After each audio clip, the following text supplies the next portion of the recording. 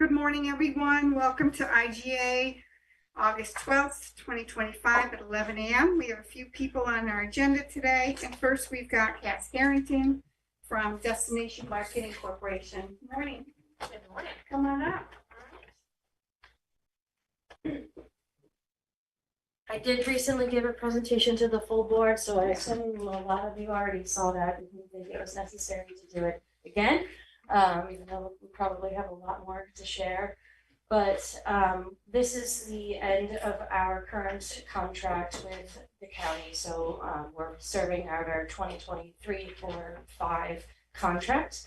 And here now looking for renewal of contract to continue promoting Otsego County tourism. And so what I provided to Michelle previously was a draft of a proposal that has the same exact terms of the contract that we have had in previous years, with the exception of the years and the duration and the contract amount. So to refresh everybody's memory, the current contract that we have for 2023-4-5, year one, 2023, we were at $725,000 with a slight escalation in year two to $750,000, and then now in year three, 2025, we're at $800,000. I would like to propose a 5-year contract rather than a 3-year contract, with zero increase in year one. So year one would be, that's the same $800,000 that we are right now. And then $25,000 increase over the next 4 years. So in year two, it would be $825,000, year three, $850,000, year four, $875,000, year five, $900,000. And so a little bit less of an increase year over year because it's spread out over 4 years instead of the 3 years. And then forward-looking, no increase in year one, just to incentivize that.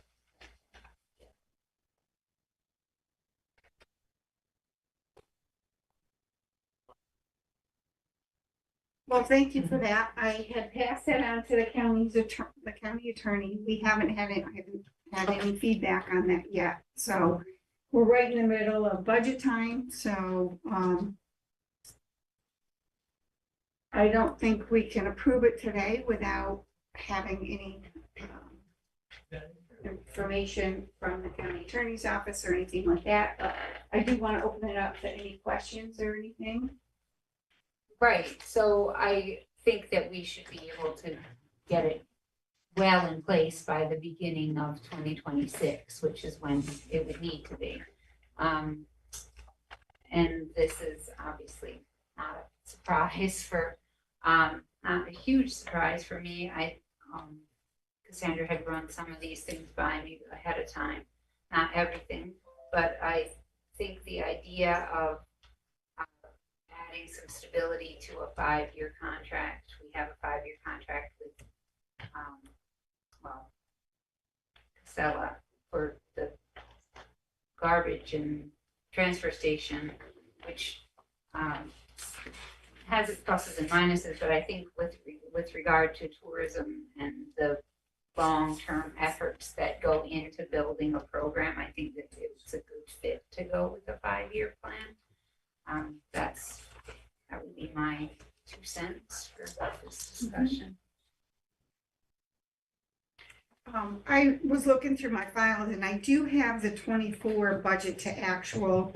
I don't think we received a 25 budget or a 26 budget, so maybe having those available too, so that we can compare, year over year to see where that increase is going to go to, would be helpful as well too, because this is one of our larger contracts.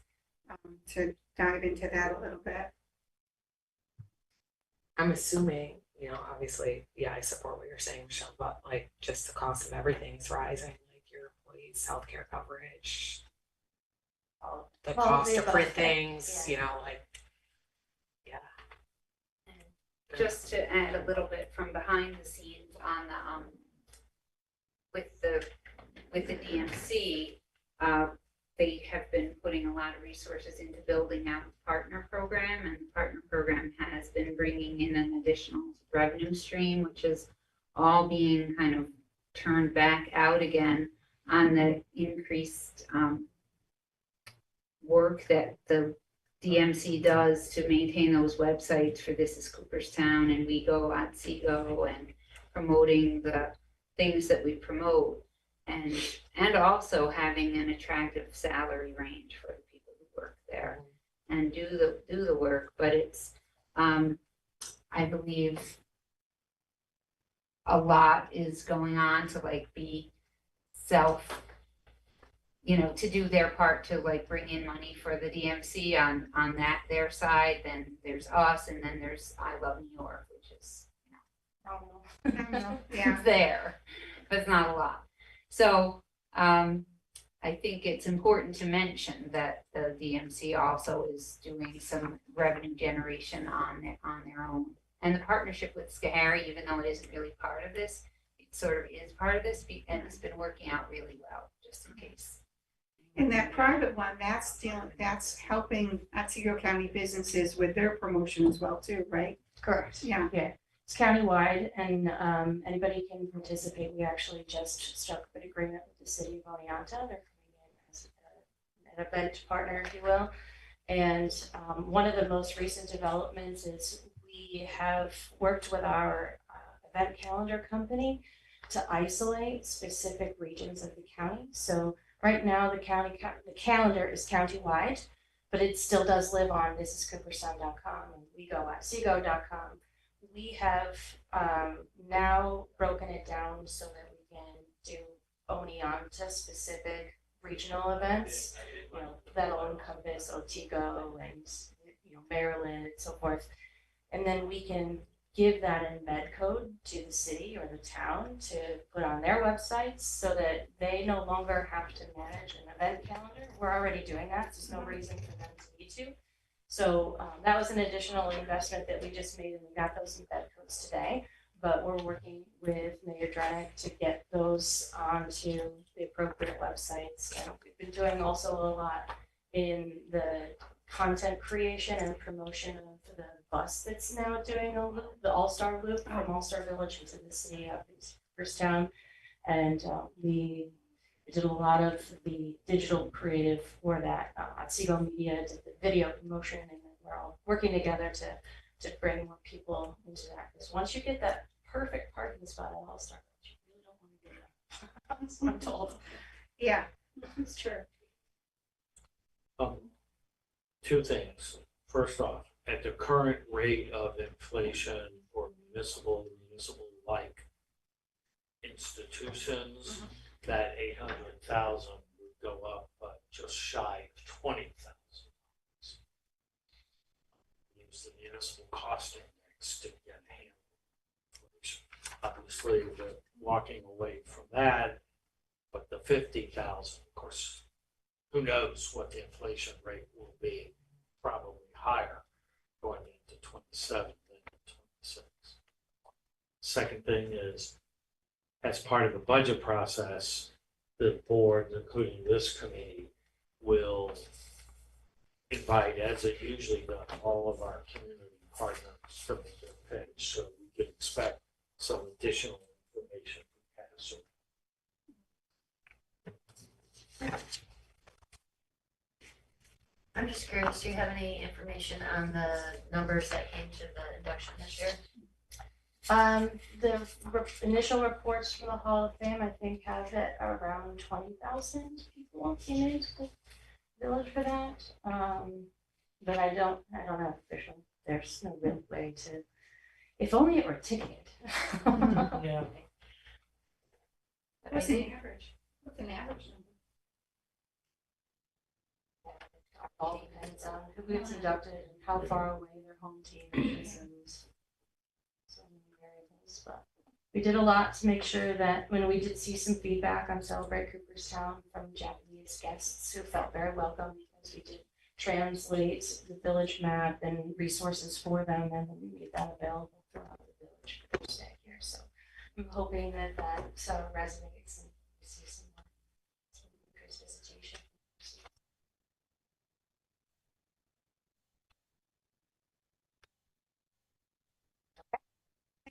Thank you.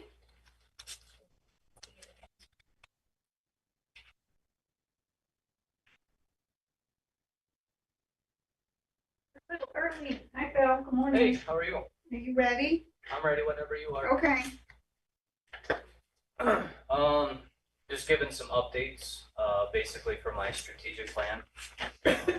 We completed our annual trainings, a little bit ahead of schedule this year, Jamie and I. Your So what trainings? I'm sorry. the state trainings and the accreditation trainings, we have to go through annuals in order to keep our accreditation. So it's all completed a little bit earlier this year. We attended the Morris Fair. We are planning the event in November, again this year for annual. And we still have farmers market coupons for veterans and family members. If you guys know anybody, send them to our office. We still have a few left. If we don't get rid of them prior to the event will, get rid of the rest of them. Couple other updates. Just want to let you know, the email that we received, I was on vacation last week, so I didn't make it to the department head meeting. But the email that I got stated, I think it was from Steve, that I didn't complete the strategic plan on time. It was all set. I answered it in the system on beginning of July. I'm not sure what happened with that. So that's all complete. I just want to give you guys an update that, hey, it's completed. The federal budget impact and the revenue crosswalk doesn't even pertain to me. They should be NAs and not NOs. I don't want to be that person, but if you're going to publicly put information out to my board and to my colleagues, just make sure it's correct. I'll ask. Yeah, I'll be happy to talk to you about the detail of this. Thank you. Why do you think there's not going to be any federal budget impact? I talked to Bob this morning, and he said that the federal impact doesn't pertain to my department because I don't have any federal grants or anything like that.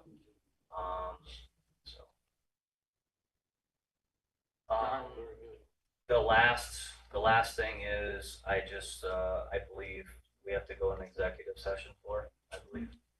I just have one question. Are you gonna have a table at the September, We are. veterans at Yep. the armory? Yep, we are. Okay. And I saw your booth at the county fair. It was very nice. Thank you. We had Veterans Affairs, we've had Binghamton Vet Center, and we also did live checks on healthcare enrollments and everything like that at the fair. We had a total of 6 participants, not including us, from the VA, from the federal government, state level, and the Binghamton Vet Center. So we try to, bring everybody together.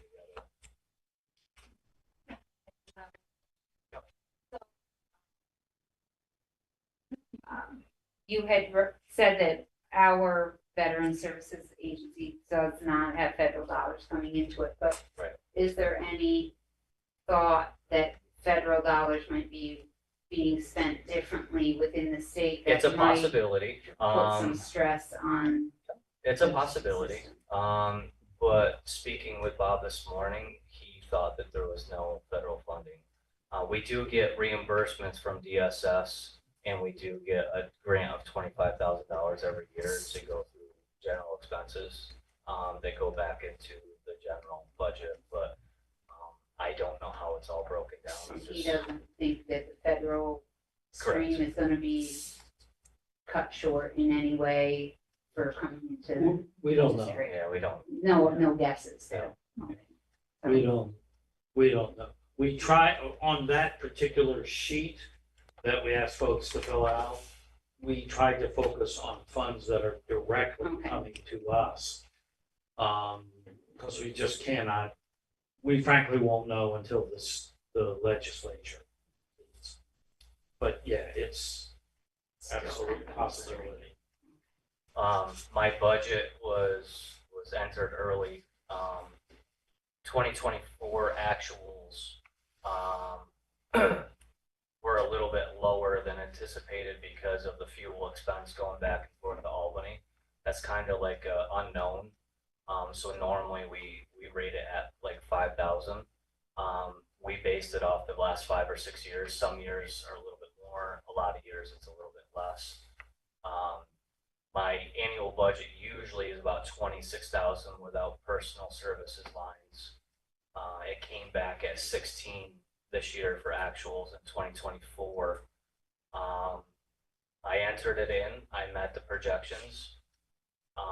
And I also I filled out the justification form for a little bit for materials and supplies. But in 2024, we were basing it off like a 3 to 5 year spending in our department. Prior to me, there was no one in the department spending any money. So 2024 is a little bit low. In October, I want to say, we came up with justifications for 2025 budget. So just for future reference, for next year, it may fluctuate a little bit more. I just want to throw that out there. So.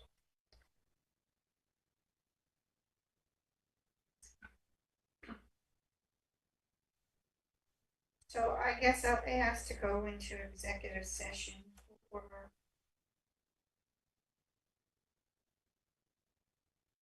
Personnel, contract. Yes, medical, financial credit, that one.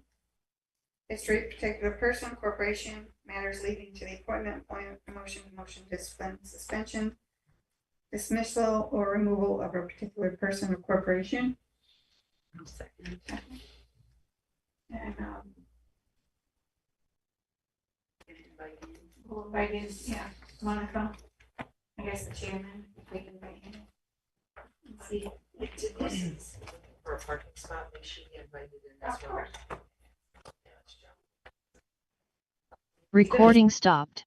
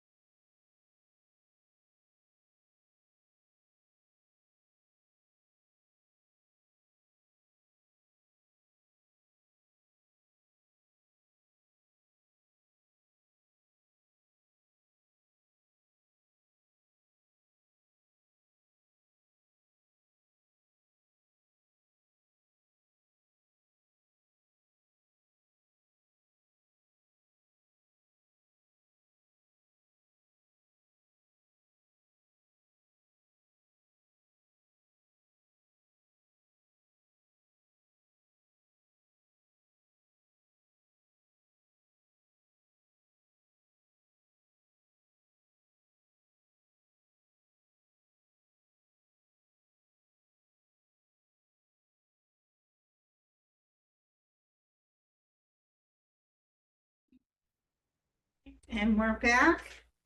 I move that we return to open session. Right, very good. So next on our agenda, we've got Tammy Harris from Planning.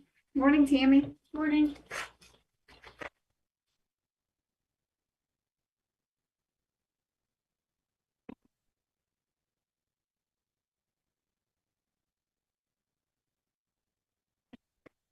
Okay, first on the agenda, I thought I would start off by doing our Q2 report for our strategic plan outcomes. I gave you in the packet, you should have the kind of a detailed printout of, what we put into clear plans, but I'm gonna try this out and you can let me know if you don't want me to do it this way next time, but I put together a PowerPoint where I just pulled together what I thought were some of the highlights and some photos to kind of just support what we've been up to and the changes that we made to some of our outcomes. So open for feedback, but yeah, so kind of what I was hoping that it would make it a little easier to follow along with me.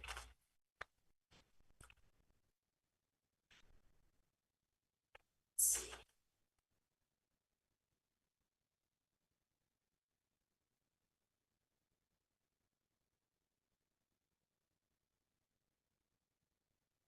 Okay, so starting with our first priority outcome under planning, to improve planning and development practices in Otsego County, we did 11 referrals under GML 239. Three of us went to the New York Planning Federation Conference in Cooperstown, got a lot out of that, and it was nice to see a couple of our municipalities there as well. Heard they're coming back next year, so that'll be nice. We'll try to encourage some more of our municipalities to go. Some really good sessions. We published or presented information for municipalities about available resources. One of the things I want to highlight is we do our annual training for planning and zoning boards, and before that meeting, I did a Otsego County specific session where I shared with the attendees the number of different things that the county planning department can do or is undertaking or can assist with. And then I took that PowerPoint, that's on our website too. So if anybody didn't go to that, they want to know what we can help them with. You can send your municipalities there, and or they can reach out to us, and so they have that stuff all summarized for them. Our staff went on 2 community visits with MVED in Springfield and Gilbertsville, and the community visits involved us meeting with municipal officials. They show us around their community, they talk about their needs, the projects that they want to work on, and then together with MVED, they get a report that we put together that tells them about all the available resources and the different ways our 2 organizations can help them out with that. So both of them have gotten their reports. And then we met with a number of local planning board members on just some specific land use issues they have.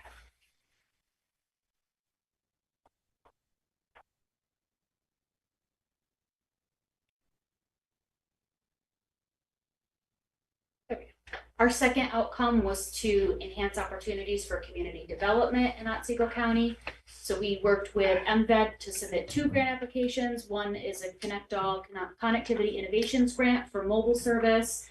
That is to hopefully expand mobile service in the Butternut Valley.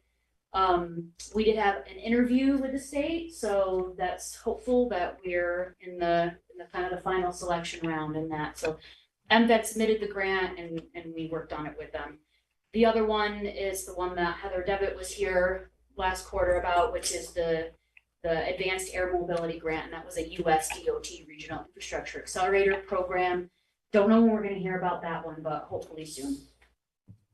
Trevor Fuller in our office was a panelist at the MVED Brownfield Summit and presented on how to get started on creating a brownfield inventory. So we are working right now with the town of Richfield on their brownfield inventory, and happy to work with any other municipalities that want to do that with us. We presented the Regional Innovation Council Housing Developer Meeting where we met with some folks from the Regional Innovation Council, some local developers, and talked about different kinds of mapping tools that might be helpful, or data and resources that would be helpful to be more inviting to developers. We supported Otsego Now and Acadia Energy on locating some potential locations for microgrid development. So that is the idea of creating your own either geothermal or solar network that is behind the meter, so it directly powers your facility, and you can, it's to kind of reduce the energy demand on certain kinds of industries. So I know Jody was specifically looking at whether it could accompany the work he's doing in Richfield. And then went to several community meetings with all of our partners. Like I said, we worked with partners on the brownfield inventory, so we're looking at some sites with Richfield and how we can do some environmental cleanup, get them ready for development, so people like Jody at Otsego Now can do something with them. And then our partners in that have been Otsego Now and SUNY Skill, who has a brownfield technical assistance program that they run. Kicked off our broadband initiative and began our public outreach. We have a meeting at the end of this month in Morris to give an update on the public outreach, and the plan is to go to the different kind of corners of the county. So we did our first one at the Meadows. This one will be in Morris, and then we'll work with the other parts of the county to make sure everybody is within reach of being able to voice their concerns about broadband. And then we conducted our stakeholder engagement for the energy roadmap update, and I'll give a little more detail on that later on my agenda. I just wanted to let you know we changed some of the aspects of our GIS based outcome now that we have a GIS coordinator hired and we have a better understanding of how the position works and how it interacts with everybody else. We want to just refine it a little bit, so just so you can see that it's the same in essence, but it gets at things a little bit more specifically and a little more accurately how the position is playing out. So I won't read it word for word, but I will provide you some updates of what we've been doing with that. So we convened the county GIS user group twice. That primarily consists of us, Real Property, and Department of Health. Levi has completed the centralization and syncing of GIS data with our software. So basically that means as the data gets updated, it's updated within our software, kind of an automatic basis. It's made things run a lot smoother. He completed his first pass of all those address batches that we had been talking about, making improvements to our address data. He just had a call yesterday with the GIS clearinghouse on how we can kind of further address that. So moving along. He supported Real Property with their transition to ArcPro. So now Real Property is currently using the most up-to-date version of Esri, which is great. They also got some really great training as well that Levi participated in. We created several maps and mapping resources for our different partners. If you have questions about those, I can get into the details of some of the work we did there. Supplied spatial data for our consultants for both the broadband initiative and hazard mitigation plan update. So that's one way that I hadn't anticipated how much the position would really make that process go more smoothly and benefit us, because instead of one of us trying to take all of this time to really sift through and dig through it, there was a person who said, yeah, I have all that ready to go. And supplied it to them right away. We developed the GIS hub. So just so you know, we've kind of soft launch it. It's on the planning department website. You go to the planning page, go to GIS. You can check out our hub, and we're having some departments check it out, play around with it, try to break it, let us know if something doesn't work. Levi's working on a tutorial, so somebody can print out a PDF and follow along with it so they know how to access it and use the different tools. Trying to think about the public and kind of what some of their digital literacy needs are going to be around this. So once that stuff is all finalized, we'll work with Steve to want to do some kind of public announcement that this is the new parcel viewer, and here's where you can access all your information about your property.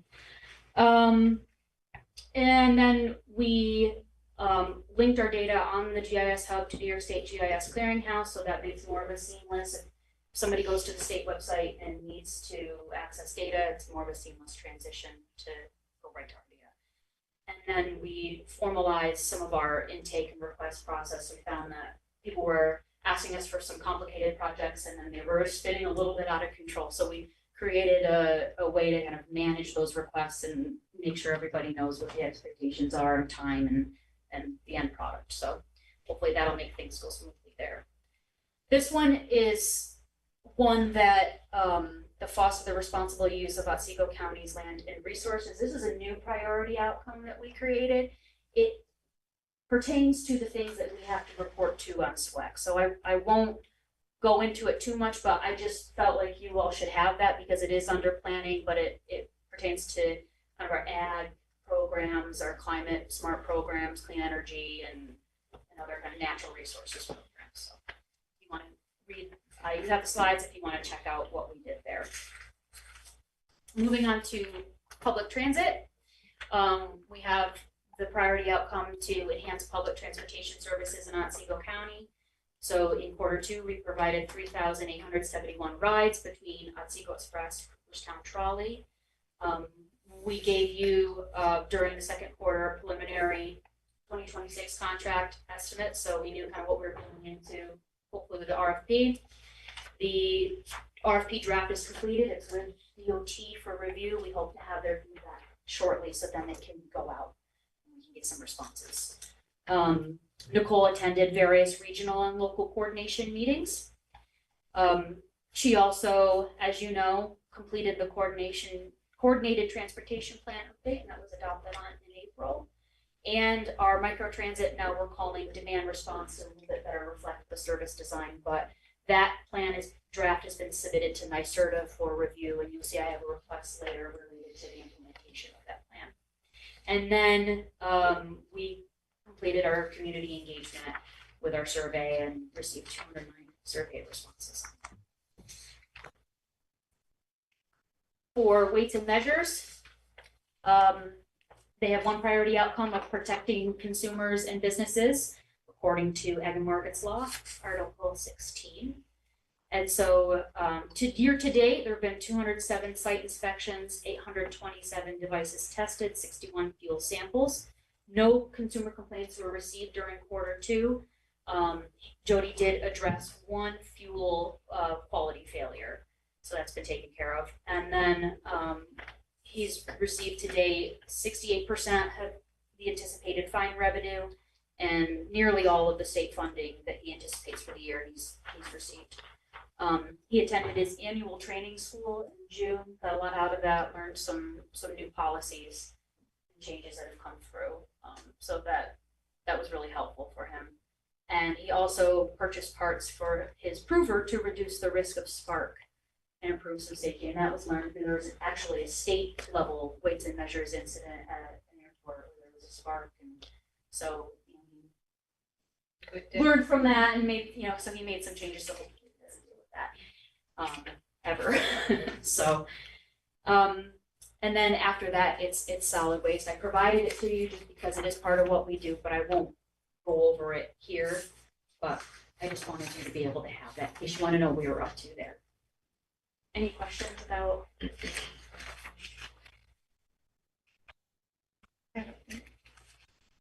You. Okay, moving into approvals. My first two requests are both related to the demand response aspect, or what was previously called microtransit, for Otsego Express. The first is to apply for NYSERDA's Clean Mobility Demonstration Grant. So now that we are in the stages of completing our Clean Mobility Plan, the idea is then they will select from all of those people, I think around 8 that they will fund to actually implement and demonstrate that the feasibility of these ideas. So this would be to create that 3-zone demand response program that would bring people, from their homes or from their appointments to either directly to a location or to a Otsego Express route, so that they can more easily access our public transit and have a higher fare. And it is part of our RFP that we hope to put out. So This would be a 3-year grant, and they'll fund 80% of it. So that would be $840,000 in grant funds over 3 years. The local match, or the non-NYSERDA match, I should say, is $210,000 over 3 years is what we're estimating, based off of what we found with the plan. We would be also, this is my next approval, looking to apply for rural transit assistance program funding to fully cover the cost of implementing it for the first year, while we work on our STOA waiver request with DOT so that we can actually get STOA funds to cover it. So that's the sustainability of how we fund it after the grant program runs out. We need to gather all the data, refine the system, and then we get that STOA waiver to start funding it through STOA. So the first is to apply for the NYSERDA grant with the hopes of being able to implement that demand response program. So what does RTAP stand? Rural Transit Assistance Program, and that is a federal program with That's 53 basically what we're doing here, because we're in a rural area. There's these places where bus Yep. routes don't go, and maybe only 3 people live on the road, and you have to Yes. get up there. Okay. It's specifically for recipients of 5311 funds, which we are. Can I ask, I'm not sure if this is the right page, the clean mobility. Do these have to be electric? Because it says improve access to affordable zero emission transportation options. Do they all have to be electric? The goal would be that they would be electrified. So what we've put into our RFP is to say that we are looking at funding. We would put it on the operator to be responsible for the location and installation of their charging equipment and the vehicles. So we would not be purchasing the vehicles. We would not be installing the equipment. It would be up to the operator. And we did talk with a few different providers who that's part of their model is their turnkey. These would not be like buses. These would be like smaller units that Yeah. you would go out to pick up a couple of people. and- Vans, yeah, basically, yeah. Well, the hope would be that they would be wheelchair accessible, but yeah, so larger vans. Yeah, that is a caveat of NYSERDA's, thank you I should have mentioned that at the top of my request, but that is part of NYSERDA's request. I'm just thinking, because you've got it in 3 different zones, and I imagine in some of those zones, there's no thank you. Yep. No charging station. Yep, so the grant does support the costs of getting all of that located and installed. So would that be for us to do, to install the charging stations, or the third party that wants to do the transit? So we've designed the RFP to put it on the operator. So whoever is bidding on our system would have to provide turnkey service. And there are a couple who do that kind of turnkey service. We just said in the RFP that we'll assist with finding the appropriate location. Not that we're responsible for finding the appropriate location, but we'll use our local knowledge to find the appropriate location. The way a lot of these are designed is they try to work with existing public facilities, town halls, highway buildings, and then in the hours when those vehicles are not being charged, the idea is they open it up to the public for use, so that they're not just, they're dedicated during certain hours of the day, but otherwise they could potentially be open to the public if we wanted to design it that way. So it's not, So where are these companies you think that would, go after these, RFPs? Are they from Utica or Albany or Syracuse? I just don't see any around here. So one of the companies that we talked to has been in our neighboring county. It has provided service in some of our neighboring counties. Not all of them have looked exactly what we're asking for. We're a little ahead of the curve in terms of some of this design in rural areas. Others have been more downstate. So for a couple of them, we may be the first outside of like Rome, Utica, which is where some of them, outside of like the I-90, we may be one of the first sort of upstate communities that they would work with. What happens if nobody responds? Right. Try a couple times and we don't get anything. If we We just just don't, don't accept the grant. well, it's a reimbursable grant, right? Yeah. Yeah, okay. So the grant is contingent on someone wanting to do it. It's not us. So it's a NYSERDA grant, so Yes. that's New York. But STOA is federal funds, correct? STOA is state funding. STOA is state funding, okay. And NYSERDA just requires it to be non-NYSERDA funding, so they Okay, don't necessarily require it to be a non-state match. that's okay. I was just concerned because at the federal level with so much of the clean energy money getting Right. diverted away into other things. I just wanted to make sure it would be over the long haul, still viable project after a couple of years.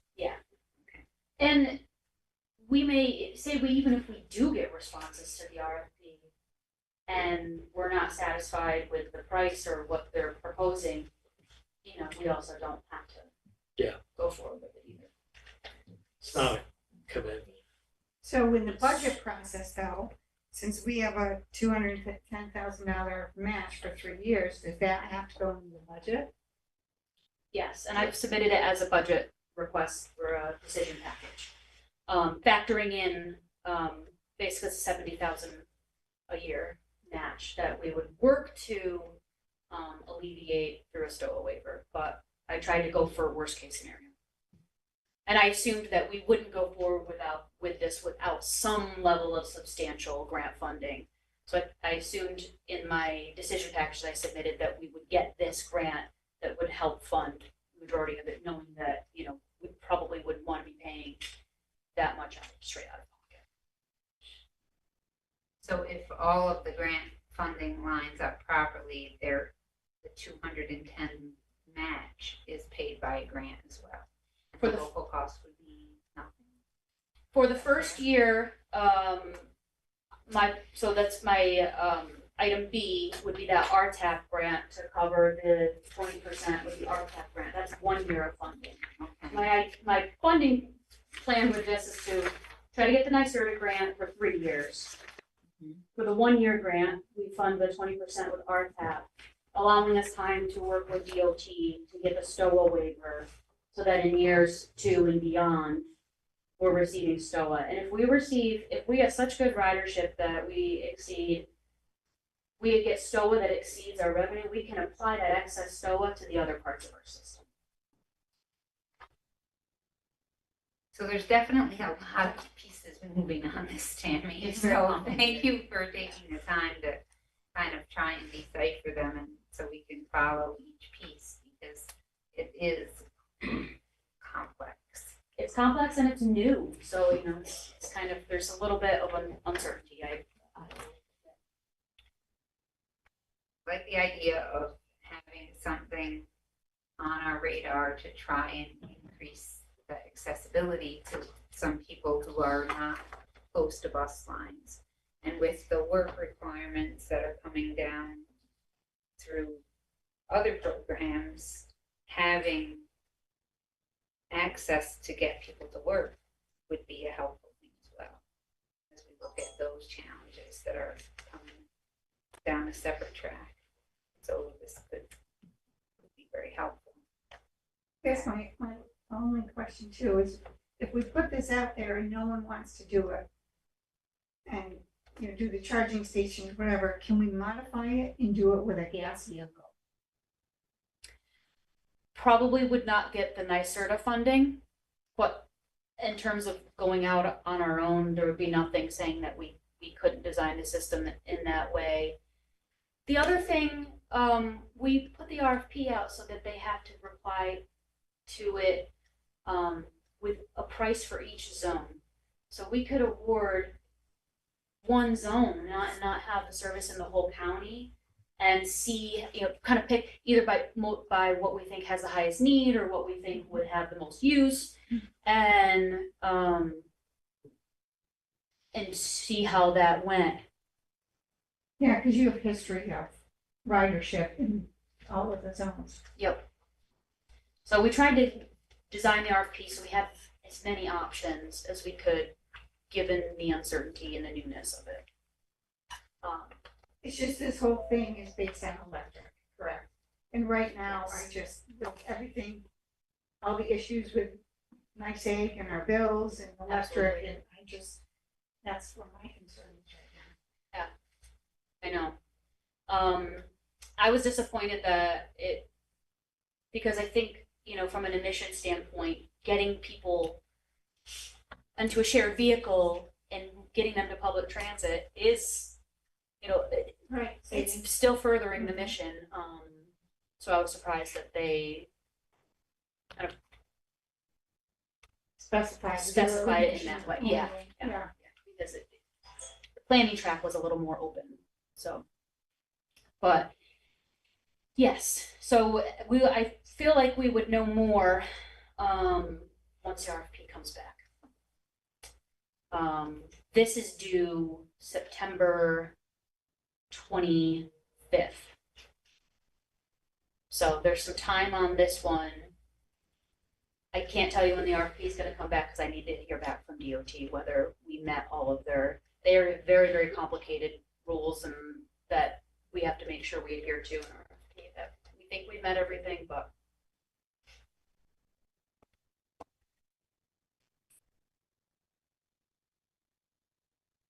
So we need a motion. Why?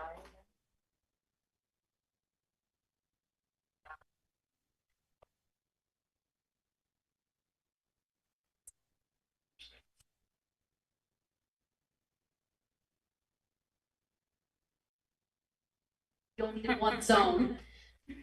And maybe even, sorry, I don't mean to interrupt the motion.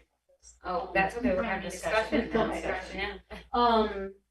The idea of maybe Route 5 that currently goes through, it's only 3 days a week. Maybe eliminating Route 5 and solely serving that would provide some of the people who ride it, it might provide better service to them than the limited 3 days a week in the middle of the day that they get to ride a bus. They could go whenever they wanted to. So that might be an improved service and a cost savings. That one of the things that And in 3 years, as we go through the program and see how it plays out, there may be a willingness on either side to make adaptations, such as Representative Caton brought up about going to gas powered.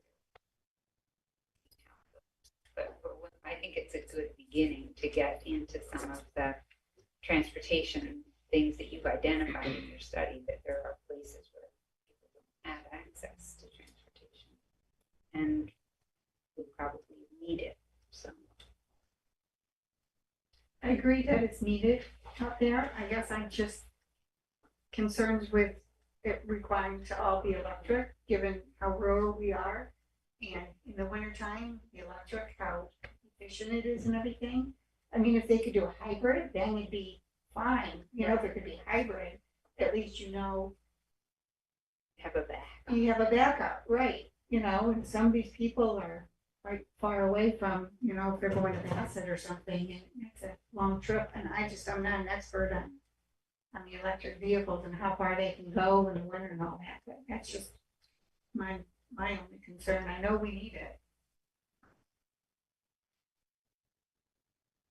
And so if the RFP goes out and no one bids on it, right, then we can go back and say, all right, let's try something different. Mm-hmm. And maybe, figure out something different that maybe someone else would bid on if it wasn't.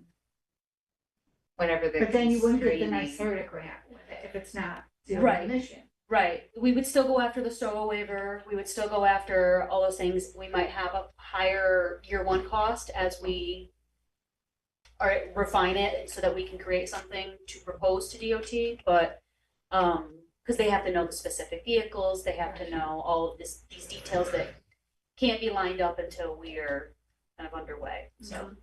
But we would still go after all of our regular funding in terms of getting a waiver, which we would do even after that grant is done, we would still need to do that. This is only 3 years.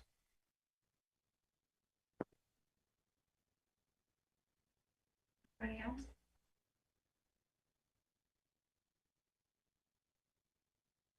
Okay, Kaden, yes. Mickle, Aye. Kennedy, Aye. Basile, absent, Scanlon. Keep it posted. Yeah, I'll let you know. And then the next one is related to that, which is to apply for the RTAP Community Rides Grant.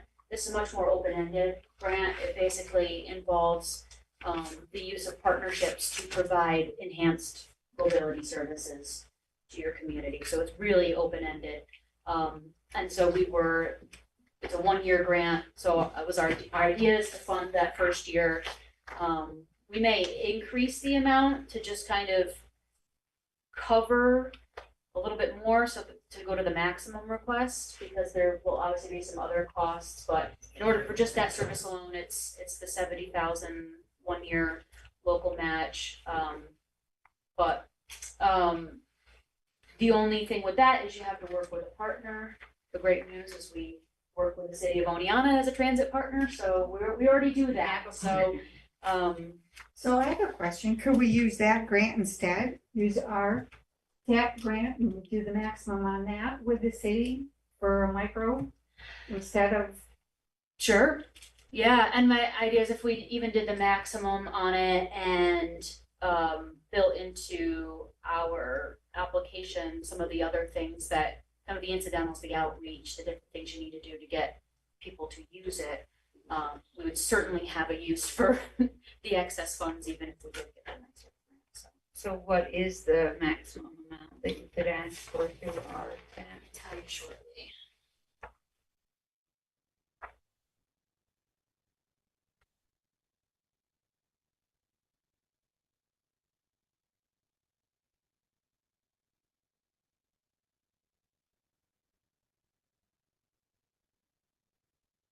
$100,000.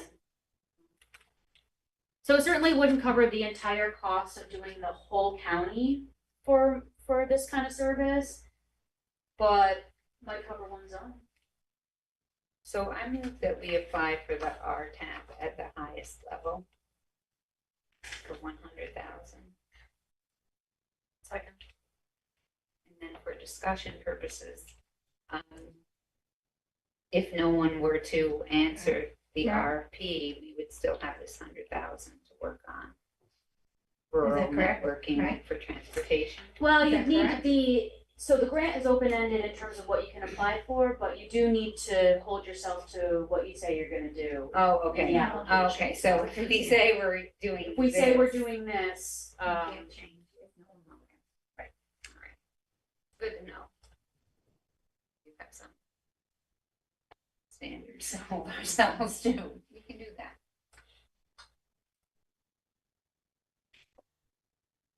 Do we have a first and second for 100? Yeah. Roll call. Kaden, Aye. Mickle. Aye. Kennedy, Aye. Basile, absent, Scanlon. All right, that passed. okay, I will keep you all posted on the many complicated working parts of seeing how we can maybe get this service implemented. The last approval request is for another grant application. This is the vacant rental program with OCR, Office of Community Renewal. This is a program that fixes up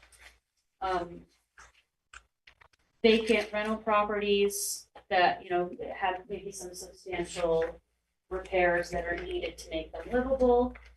It's working with smaller landlords. I think the max number of units is 4 or 5 on this.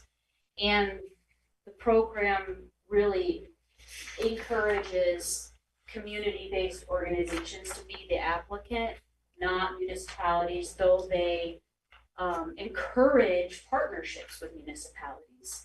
So, while municipalities can apply, they have to demonstrate some really substantial things that I don't think we can. But, so we reached out to ORHA, Otsego Rural Housing Assistance, who felt like alone they didn't have the capacity, but they had a good partner in Opportunities for Otsego. And so they met with Opportunities for Otsego on this beginning of this week. And Opportunities for Otsego is gonna get back to them sometime this week, and I said I would come to committee to discuss this as well, and I'll describe to you the design of how they're looking to make this program come together. The other thing I wanna note is this already had one round of funding go out, and it was awarded to Buffalo and Rochester, so the program requires if you have already been awarded under this program, you can't apply again. So sort of the big places are out. So I think they really want to encourage more areas to apply. So the way that they would be looking at designing this program, Opportunities for Otsego would augment these funds with their weatherization program to try to make the funds go a little farther. They would provide the landlord connections. They would develop the scope of work to repair the properties and also do the construction monitoring. ORHA would do the qualifications in terms of the income verifications, the final inspections. They would do the bidding, and then there's an ongoing income monitoring requirement that after the 3 years that they would be able to fund their administrative costs. After that, there's a 10-year period that they have to continue to monitor the income of the folks living there. That is to say, if the same low-income person moves in and they become a high-income person, they don't get kicked out. They get to continue living there. That's the purpose. But if they move and another person moves in for 10 years, at the time of when they sign the lease, they need to be low-income person. And then the county's part, and I did talk to code enforcement about this yesterday, was in the municipalities where our code enforcement has jurisdiction, and then we'll work individually with the other 5 municipalities that don't, to have code enforcement assist with the preliminary inspection so that they basically give us here are all the code issues that you need to address, so we're not going and putting all this money in and then finding out later that something needs to be done differently. So working with them early on in the process, they said they're happy to do that. And then from our department to assist with referrals, recruitment, and outreach, as well as providing them any data that they may need about the properties. And then the final ask from ORHA to the county is after year 3, when the administrative funds run out, they are looking for some financial assistance to do the ongoing income verification. They work with a couple large housing projects where they do this sort of thing. So she was able to extrapolate some of that and estimate what she thinks that might be. And so in year 4, that would be $2,200, and then it would go up by about 3% each year. So by year 10, it would be $2,600 a year that they would be looking for some financial support. The mailings and the staff time that go into following up with all of those. And in the end, they estimate that they'd be able to fix up about 9 to 14 units with the funding. How much is the total funding? I think it's 750,000. And how much can go to any specific unit depends on the income level that the landlord is willing to commit to renting to. So if you want to go to the very low income end, you can get more assistance with fixing it up. If you only want to go to the 60%, then you still can get assistance, but not as much.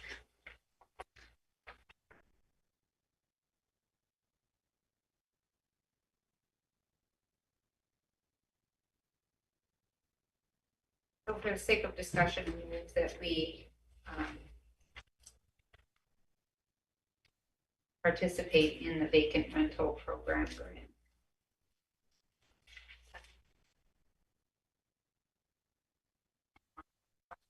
Is with regards to that, seemed quite modest, $2,200 to $2,600 per year cost that ORHA might be on the hook for year 4 through 10. Is there any chance that we could find some other type of a grant program to cover that as we get Yes. closer? Just as you were asking that question, I remember that I forgot to mention that I told Bridget, or I said the caveat is that I would be asking you to try to find other sources for that funding, whether it's, I don't know, the community foundation could help, or something, some kind of other ongoing support that they could find to assist with those expenses, that we should be sort of the last resort. You're asking who to look for that? Bridget at Orha, Oh, your executive director. I mean, and I would help look too. What do you call them?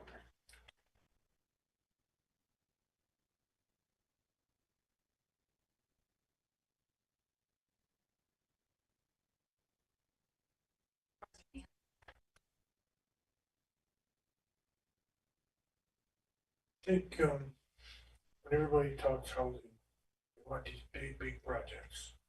They take 5 years, 10 years, whatever to get. 24. This is something that can, we have a lot of vacant properties that could use these funds. But local developers.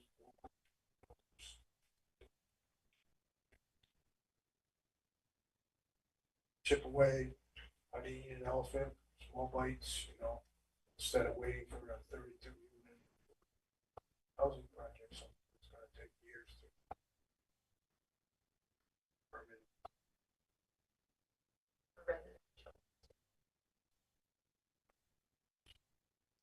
I think like they would not be for short-term rentals, they Hopefully would be for improves. year-round. I mean, we're come from all different municipalities, we all had some delay, some vacant properties that could use, work, and I think it helps several areas. So, Well, I have concerns in that it's all for low income, in that you've got to monitor it for 10 years. You have to maintain your rent at a low level in order to do that. And I have concerns with this one. I mean, 9 to 14 projects is great, but I think the reporting requirements and having to maintain it as a low income household for 10 years is very restrictive to the person that owns that property. and I agree, but the ROI on it, I'm gonna get 50 grand a unit to put into my building that I'm gonna have after that 10 years.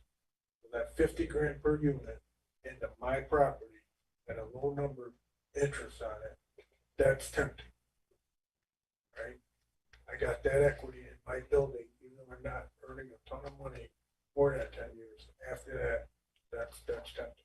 And I think a lot of people would look at it, a lot of business people, a lot of landlords look at it that way. Right. So I guess my question is, how is that process? How do they go through that process of determining?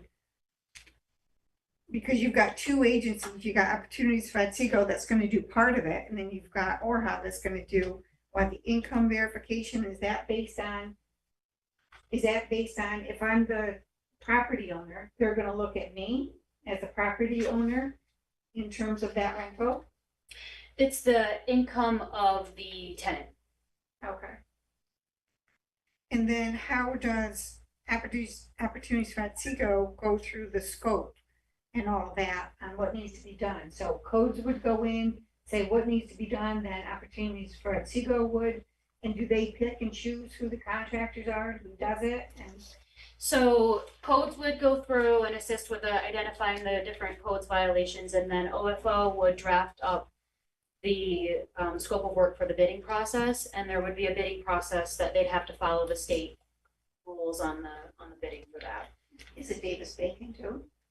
I don't think so, because it's not federal funding, so I think because it's just state we did something like this in Schoharie several years ago. And mostly it worked just fine.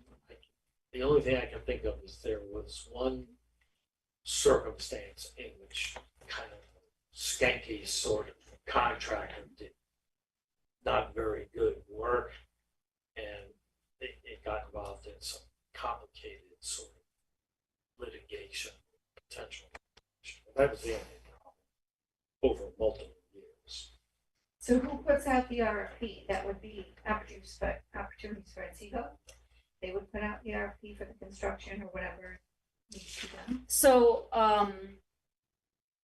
Orha said that they would do the bidding process and manage kind of the financial side of everything. This is familiar into the other programs that they do.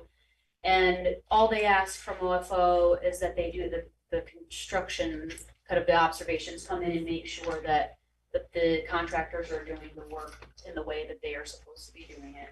And that the scope of the work. So OFO will be doing a lot of the on-site stuff, or how will be doing more of the administrative. And that agreement between the two organizations hasn't quite been finalized yet. No, so That's this is the the meeting. week that we kind of find out, will OFO say yes, is the county interested? And so that kind of, we'll know more by the end of this week. Why do we think OFO has the experience to be able to do this? With the weatherization program. Got it. Thank you. And really, from our standpoint, the county is facilitating the money coming in, but all the work is being done by ORHA and OFO. And the grant funding, we're not even We don't have receiving the any- funding. We don't even get the funding. So it's not even a pass-through for us. No, it's So- just to strengthen their application, their program is strengthened when you have a municipality that you're working with to help, working with codes. Obviously, we'll make the connection with DSS to kind of make those referrals, and we'll try to provide, property information that they need in order to.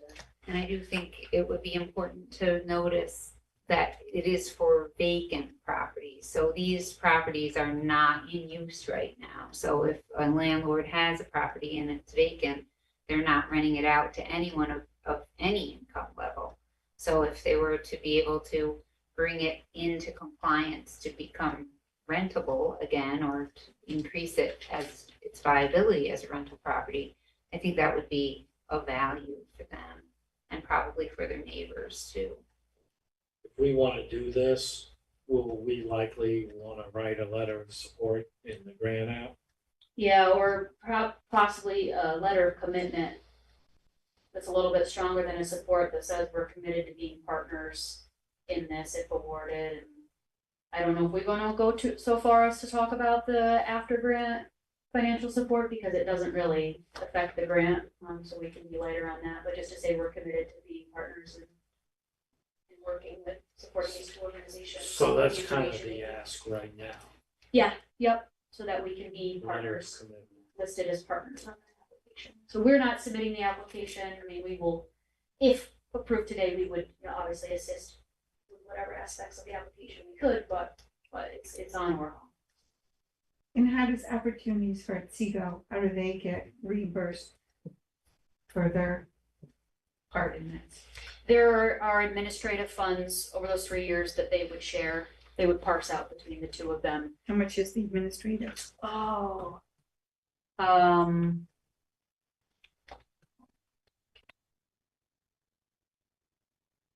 then the rest would go towards the actual. The actual Renovations. projects. Mhm. Yes, and they have to, document all of that time.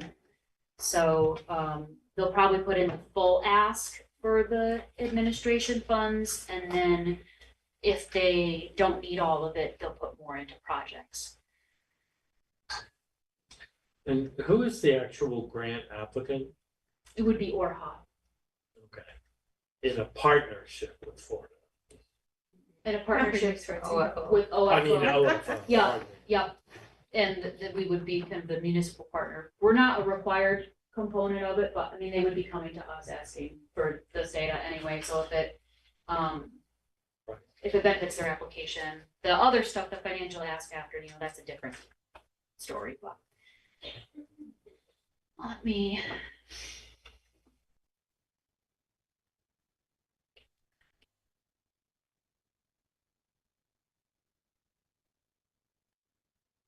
Is there an actual grant application or the grant Yes. guidelines for this? Yes, I'm pulling those up. So I'm trying to find they don't call it administrative funds. That's why I'm trying to remember what they call it. We can control it.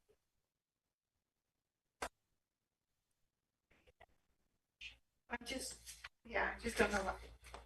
Because we don't have that to read. 11% of the 750,000 they can reserve for delivery costs is what they're calling it in this program. So typically the way they apply, they put the application to reserve the total amount, so they have it available, and then if they don't use it, they put it into one project.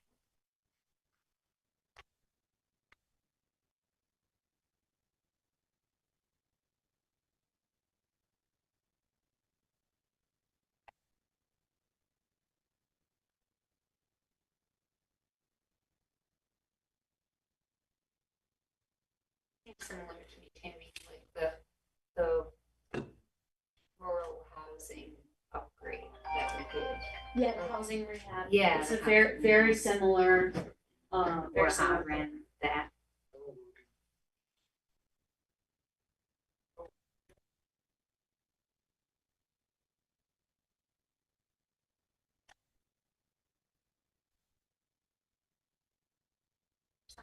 I can't.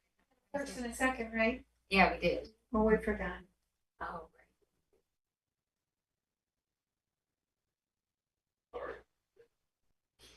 Can you send that Yes, to everyone so that Yeah. we can read that?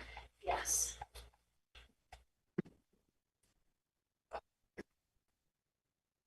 It's hard to, I know, sorry. It's one of it's those hard things to that know, try to vote on something when you haven't read it. I'm sorry. That's why I've been asking so many questions. And when's the grant due? Or the grant application due, September? Something? Yes. Or was that the other one? Yeah, this one is due September 9th.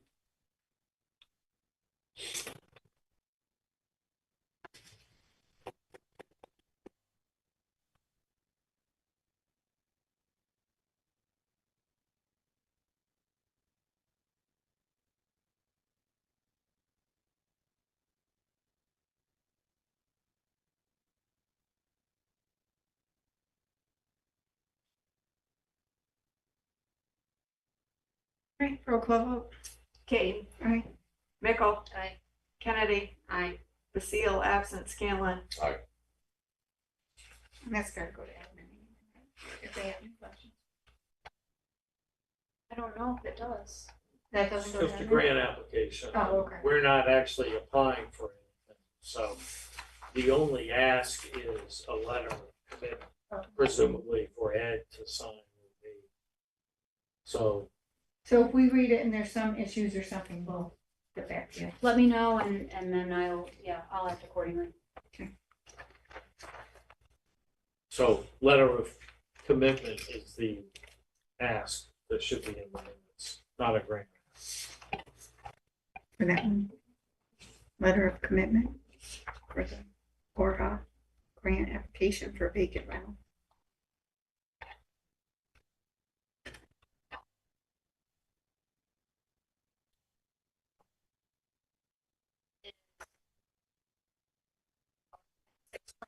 Date, that is for public transit. It notifies the public about their rights under Title VI. It is mostly a formula that, the FDA and DOT provide a form and then we fill it out. So I'll just give you the noted changes. One is, I was still in the old plan as planner. As the Title VI coordinator, we're switching that to Nicole. so she can handle the complaints and facilitate those through DOT and the FTA. We've never received any complaints, but otherwise it is similar to previous years, just we won't discriminate against people to receive service. We also have to update our stats about limited English proficiency. We have such a low level of those with limited English proficiency in our service area that, we don't have to provide some kind of dial-in translation service or anything like that. We just have to say what we would do if somebody, and, our first step is to try to find somebody who could help. We've got the 2 colleges, we have people in the county who can speak different languages, and we would try those folks first before having to go through some kind of field service. So it just states that that's what we would do to try to assist somebody. Other than that, it's the same as previous years.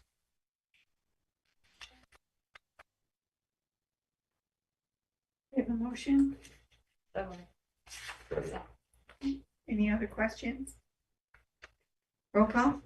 Kane. Aye. Mickle. Aye. Kennedy. Aye. Basile, absent Scanlon.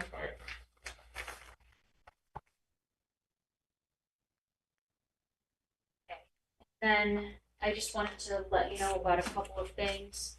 First, that we applied for some technical assistance through the National Association of Counties, so it's no funding. It's just to see if they would give us some support on their Housing Solutions Technical Assistance Program.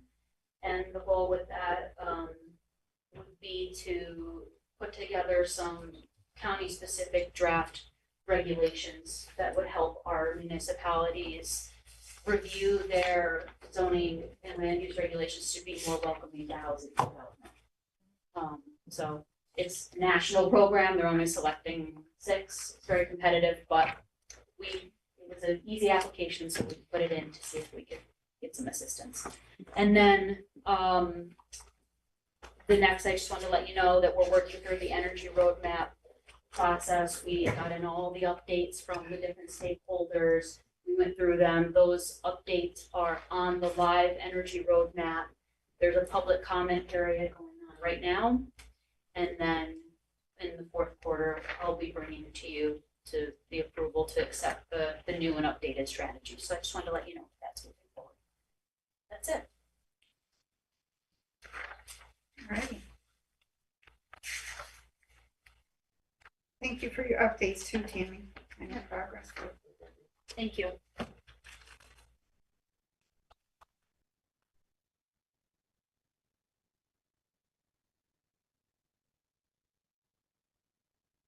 So we have 2 items, one of which is Jacinda doing the quarterly update.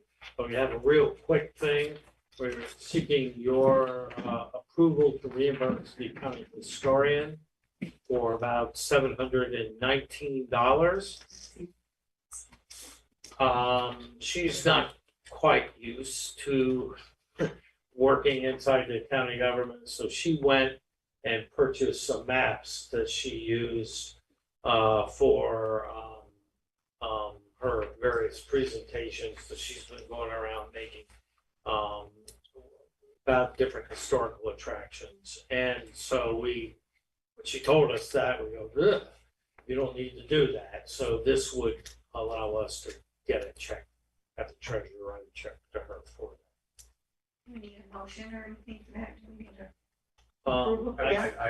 I believe you do for us to Okay. reimburse her. We have a motion?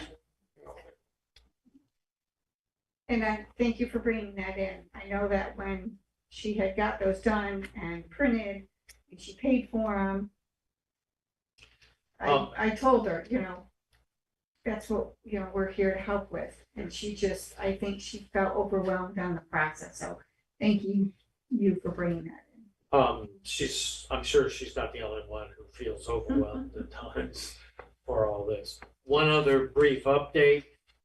There is a America 250 conference that is taking place at I believe it's the Fort Edward. There's some sort of resort or whatever. It's on a Friday in September. I'm drawing a blank. She can't go to that, so I sign up for that and I'm going to that. And since it's a Friday, I'm not gonna, my wife is gonna go with me. We're gonna have a lovely weekend there, so we're not gonna charge the county. So, but I will go to the 250 conference, listen to what that is, and bring that back to our commission. So anyway, heads up on So we have a motion and a second. Yes. that. Okay, roll call vote. Katie. Aye. Mickle. Aye. Kennedy. Aye. Basile absent Scanlon. Aye. So that's approved to repay our Fair back. county historian. Great, and that's it. I think it's Jacinda. I have one other thing, I apologize, I just want to bring this up. As we're going into the budget, we have the community events grant every year at $75,000 in the budget. I am asking and proposing and wanting to get people's thoughts on just adding another 25 to that, making it even 100, to use that money for the America's 250 Commission to be able to use that money if they need any match for any grants that they might apply for, or to use that funds for any towns or villages or events that they put together for America's 250. I just had that thought and thought I would ask everyone what their thoughts was on that. Since the money is coming from our sales tax, we do use it for operating, but it is a once in a lifetime. So for discussion, I'll move that we increase the allocation to 100,000. Second. So, but for discussion, did you want to say, take the additional 25K and say this is solely for Yes. America 250 for the county historian? For the Type of- commission, for the commission to use for whatever events that they, Okay, so, create, Right. put together. And if they do apply for any grants that needs a match, then at least they have a match. I think it's We'll farsighted. create a document that captures that so that we can consider that along with everything else. The way you frame it as part of the community events, we might want to put it elsewhere in the budget. I'm not certain of that right now. Ed, you're shaking your head. Yeah, a separate line item. Okay. Because then Yeah, next year, yeah. someone's gonna say, well, We have. how did we cut it? How Okay. can we cut it 25 grand? I just wanted to understand it better, how I it would just, work. just, You just eliminate it. Okay. So We never really done it. I'm in favor of it, just separate. So could I remake my allocation, my resolution to say that the IGA committee recommends the allocation of $25,000 to the American 250 Commission to be spent on 50. Second.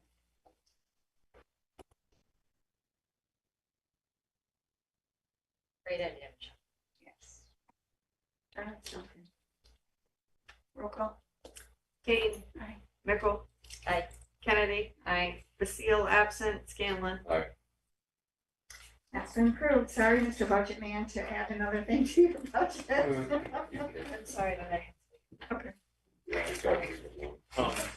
You'll see it again. I'm the only cutter.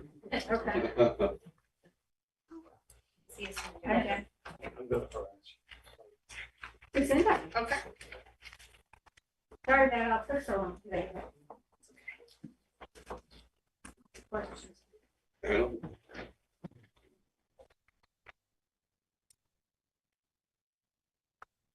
It should be fairly short.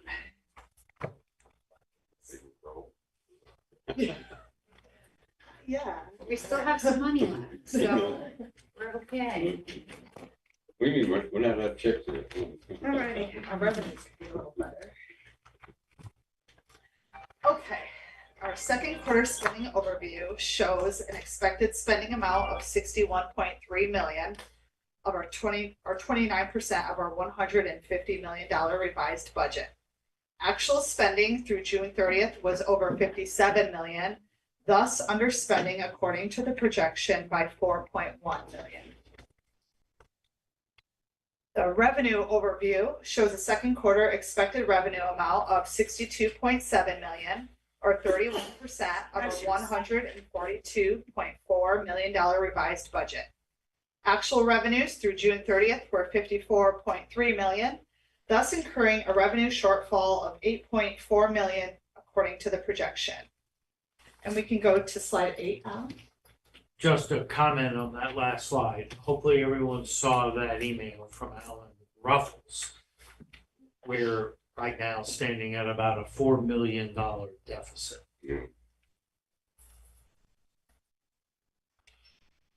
Okay, contractual overspending, we're seeing the IDA. The 2025 appropriation for the IDA was $225,000.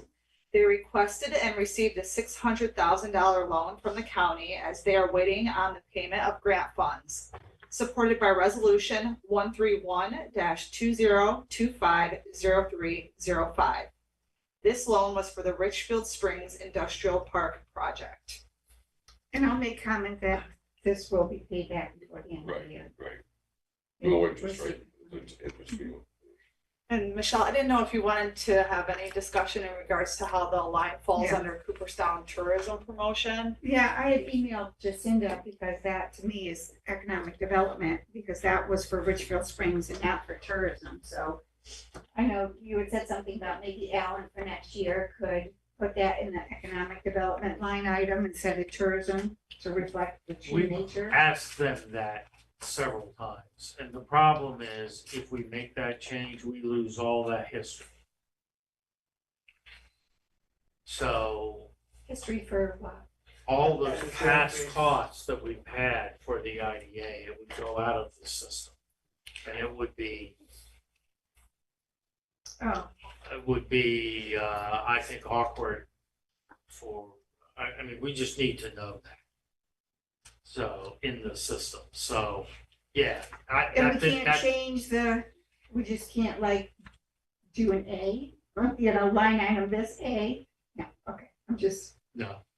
Listen, this has been bothering me since I got here, but they won't.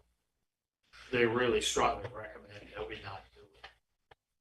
so why do we title it Cooperstown Tourism Promotion? Because we did at one point, Okay, When it was set up in Munis, okay. it was set up under that, but it should have been economic development. And if we just change the name and not change the At one data? point, Can't do that? tourism was under economic development here at the county. Believe it or not. And Deb Taylor was the one, and was a county employee Deb who Taylor, ran it. Oh, who's the Yeah. one who passed it now. The one who did it. Grant. She was the economic development, Carolyn Lewis. Carolyn Lewis. Carolyn Lewis. Yeah. Yep. That was part of it. So do we have anything called economic development in Munis? I believe there is a budget line that is unused, that is economic development. and so we could start putting the money in there, right? Can't just change this name? It resets it all to zeros. It would? I mean, if you just change the title from, You can't you can't just change, do that, okay? you It's just- can't, right. you can't do that. You would have to essentially eliminate the account. No, you don't want to do that, because you want the history. It just doesn't match Exactly. the name, that's all. This is So what it'll happens, just bug us forever. this is what It happens seems to when be you. bugging you more than anyone else, but Hey. Oh, no, I'm with her. Thank you. I'm with her on this. It's infuriating. But, Mental note every time. yes, and I have too many mental health notes to waste some on this, and I have to. Okay. Okay. All right, we can go to slide 10, please, Al. Quickly. All right, our position overview. The county accounted for 508 employees on payroll at the end of the second quarter. This included an overall total increase of 19 employees. And IGA departments did not see any change in their staffing levels. Our vacancy rate currently stands at 20%, which includes full-time, part-time, and temp positions. Or 570 budgeted positions, 116 of those are vacant. This is an increase of 5 vacant positions from the first quarter.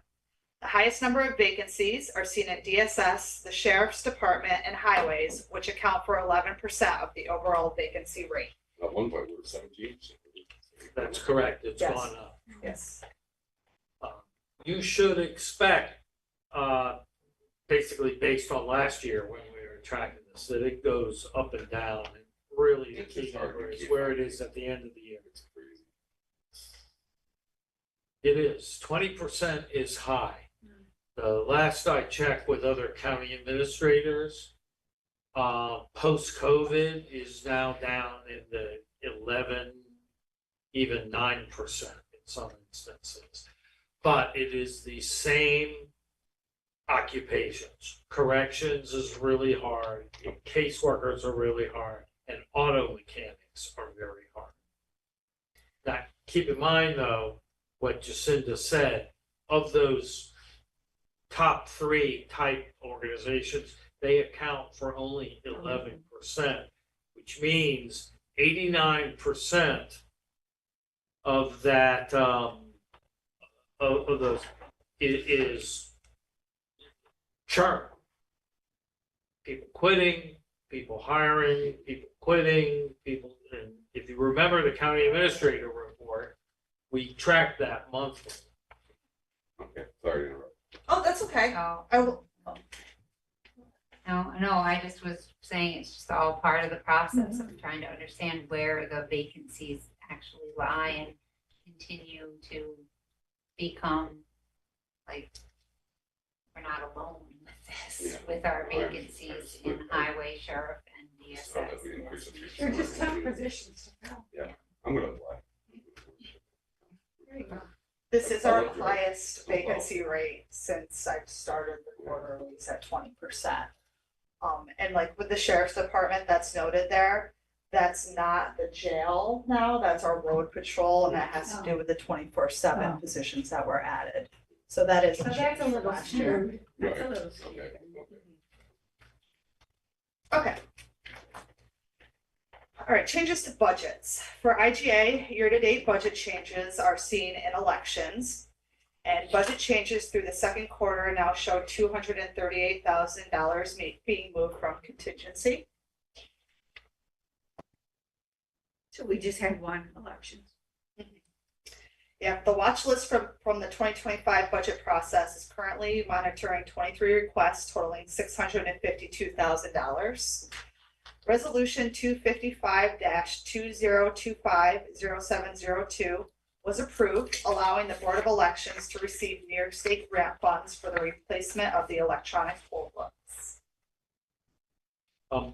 One thing before we jump into the strategic plans, we learned at HSC that there's a good chance we will need to take another 900,000 out of the contingent account. Potentially that much, even more, for those 730 commitment things. These are the things where the court says someone can't stand trial because of mental issues, and they put them into an institution for evaluation. $900,000. It costs $1,000 a day to be there. We've got currently 3 at about 50,000 for 31 days, and we potentially will have 3 more. Oh my God. So 900,000 is just for the 3. Basically 150K a month. So we'll be hitting on the contingent every month, I suspect, going forward. That and what we have now is about 1.1 million, maybe 1.2. And I believe our contingent account this year is just 1.8. So we're Using gonna it all. use that up, which we did last year, if you recall. But this is gonna keep going, so Right, I was gonna say, it's is this ongoing. gonna, is this gonna be put into the budget for next year? If there's 3 now and you think there's gonna be 3 more, that's significant. We don't know. We It don't goes up and down and it doesn't mean the fact there's 3 now. It could be, some of them may go to different institutions for a variety of reasons we don't control that might be lower or more expensive than that 50,000 a day. And they're our responsibility because they're in the judicial system. They had an incident in which they They aren't capable of staying trial. went. Yeah, it's criminal. This is, as you might imagine, a big counties all across New York are quite worked up about that. There is an effort to deal with the legislature on that, and I believe something in NISAC next Yeah, month. NISAC. It could bankrupt a county. Pardon me? It could bankrupt a county. Certainly take you from being Yeah, solvent to- sustainable to non. Yeah. Yeah, plus, you It's a know, lot of money. It used to be done sourcing out. in it with a bigger share paid for by the state. It's an Right. unfunded mandate. And that's on top of the ones we're sourcing out that we pay for this jail too. You're Oh, the talking boarding. about what we spend that Boarding, regular you're days. talking about boarding. Yeah, Boarding out, that's on top of that.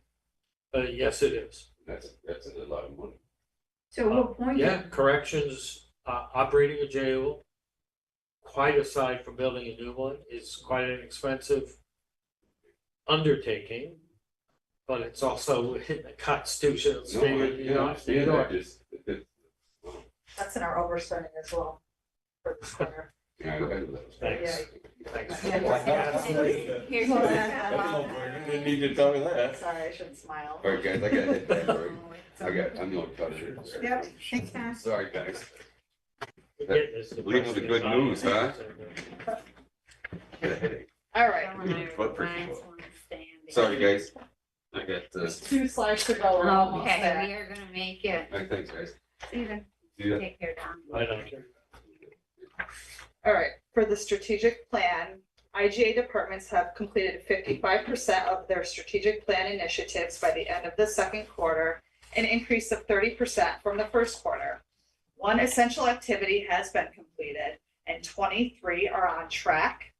The Board of Elections saw the largest progress update thus far, having completed 71% of their essential activities for the year. And do we have everyone in IGA? Is everyone updated and recorded? Is everyone in? Yes. Great. Yeah.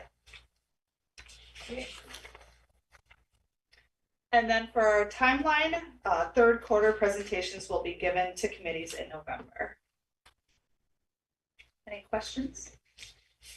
Well, we have plenty along the way. Yeah, some of these things are really very challenging.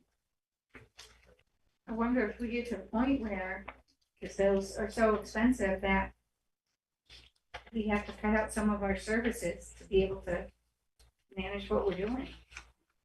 Yes, you will get to that point. Yeah. That's gonna be the struggle and the art, I think, in this year's budget process. And it's classic in upstate counties. Most of the really popular programs are locally funded. Right, we need to look at all those, right? And all those unfunded mandate. I hope next year we will do and present to the board the famous unfunded mandate analysis that NISAC has done, I think it's 9 for 90, they call it, because we failed thus far in completely depressing, so I thought we would do that. Thank you, Jason, that's always very helpful. Not completely. I'm ready for it. Yeah. Even if I don't like the title. I know, I can't do anything about I know. that. Maybe I'll change it just for you on the slide. Make me feel better. All right, anything else for IGA today? Motion to adjourn? I move we adjourn. And I'll do second. Thank you, Jason, we're all set. Recording stopped.